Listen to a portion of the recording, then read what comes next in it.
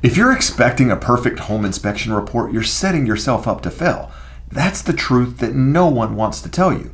You're not buying a flawless property. You're buying a used home in most cases. And even new construction isn't perfect in my experience. And here's the problem. Too many buyers panic the moment they see a report that says something like there's a GFI missing, that the eaves have wood rot, or the roof has discoloration, or an outlet doesn't work.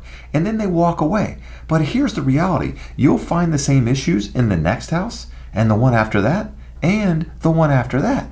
Walking away doesn't solve anything unless the home has real problems. What you need is perspective, a strategy, and the confidence to negotiate when it actually matters. Today, I'm going to walk you through what to expect in every home inspection report, what's normal versus what's concerning, how to negotiate like a pro, and when it actually makes sense to walk away. I've been doing this for over 20 years. I've seen hundreds of inspections, and I'm telling you right now, some of the best deals I've ever negotiated happened after the inspection. So if your instinct is to freak out when that 40, 50, 60, 100-page PDF shows up in your inbox, breathe. Watch this video and let's talk through it. First, let's set some expectations. That home inspection report, it's going to look scary. In many cases, you're probably a first-time homebuyer. You've never been through this process before, and you're not really sure what to expect. So I'm going to try to help that a little bit. You're likely to get a big PDF. It's going to have pages and pages of photos, arrows, notes, and it's going to be pointing to things like cracks in concrete, missing GFIs, maybe even a gas leak. And if I'm being completely honest, it's going to feel overwhelming.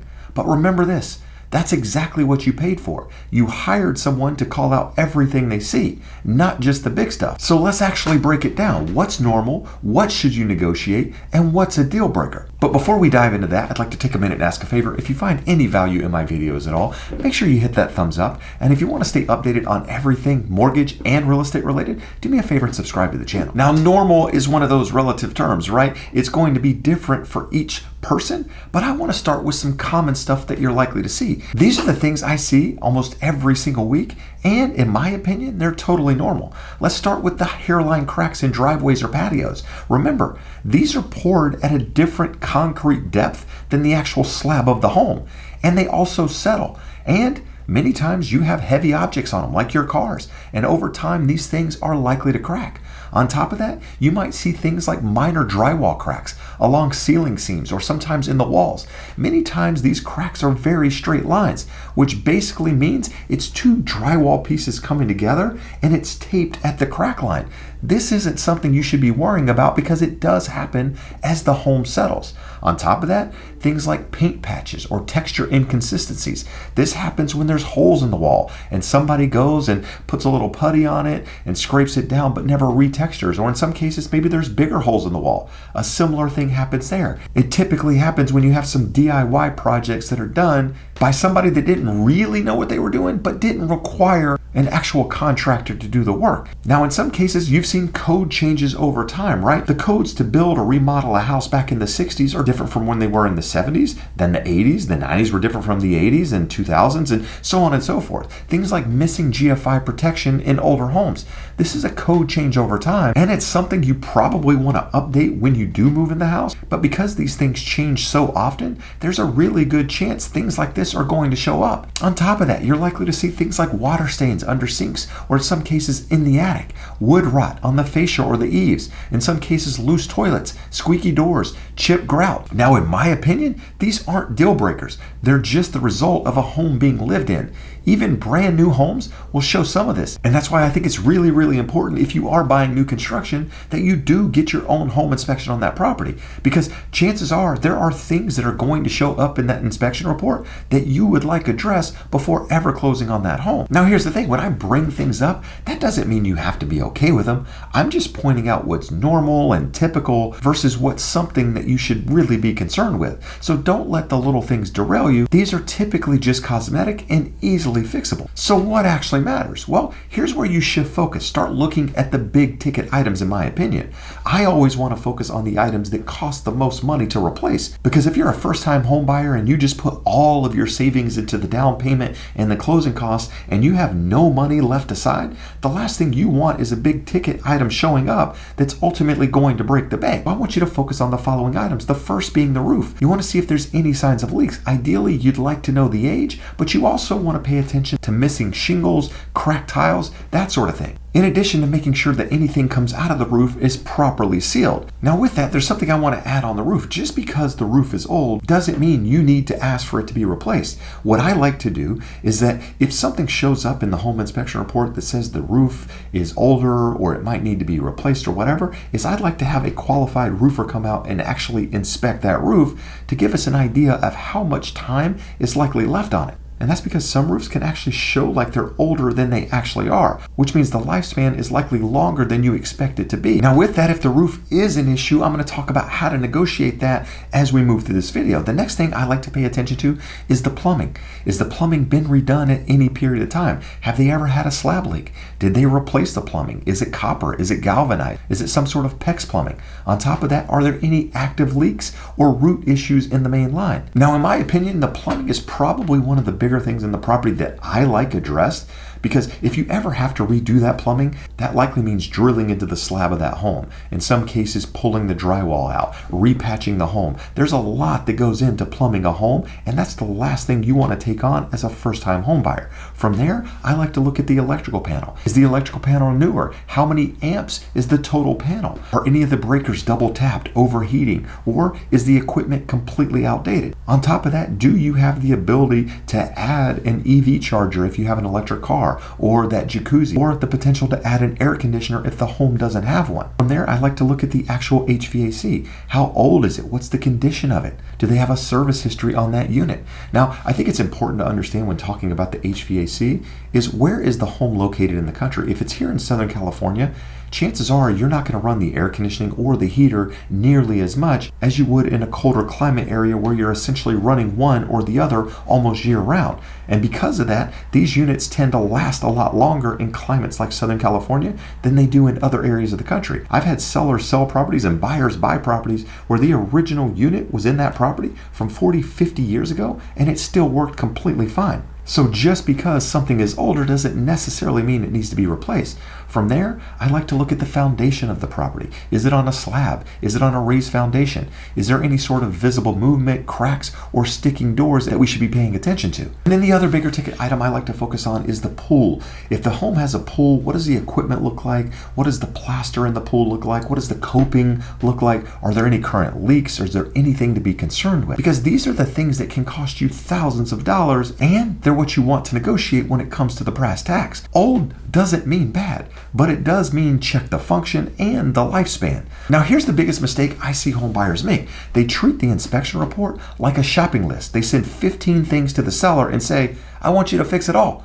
But here's the problem. The seller fixes the cheap stuff and ignores the big ticket items like the HVAC, the roof, or even the sewer line. And here's the best part. They feel like they're actually giving you something because they're checking off boxes on the list that you sent over. But the reality is, in many cases, they're not doing the thing that matters the most. So instead, as a real estate agent, what I'd like you to do is focus on the 1 to 3 major items that you want addressed in that home. And don't sweat the loose door handle or the fogged window. Lead with what's expensive or urgent in many cases, because that's your leverage. Now, if there's a health and safety issue going on, you should absolutely ask the seller to address that. But if the majority of the items in the home are just cosmetic, or they're working but not working to 100%, those should go on your fix it later and rather focus on the big ticket stuff with the seller. Now, if you want to do something crazy, I once had a mentor that told me about a tactic that I've never used, but it's something that I've always kept in my back pocket. And that is throw in a crazy ask, something like, we want you to paint the exterior of the house, when in fact you don't really want it. And the reason you want to do that is because the seller will say no to that,